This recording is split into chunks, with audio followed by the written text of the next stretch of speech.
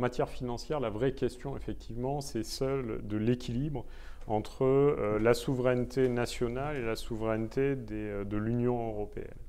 Et cette question, elle va être d'autant plus critique que la notion de souveraineté doit se concevoir souvent dans une logique, sinon d'affrontement, mais du moins d'opposition. Or, avec le Brexit, l'Union européenne fait face à une souveraineté à ses portes en matière financière qui est quand même assez puissante, qui est celle du Royaume-Uni.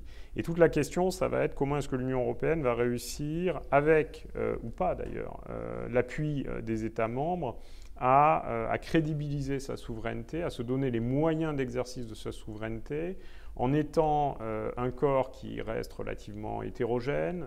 On a des marchés qui sont multipolaires en Europe, notamment post-Brexit, avec des spécialisations, avec des tailles très différentes. Et donc une capacité de réaction qui est en fait assez lente sur un certain nombre de sujets face au Royaume-Uni, qui sont extrêmement manœuvrants et qui entendent bien bénéficier de cette capacité manœuvrière pour se donner les moyens d'une compétitivité accrue face à l'Union européenne. Donc pour moi, ça va être un test majeur dans les années qui viennent de la souveraineté, de la capacité à créer une souveraineté européenne.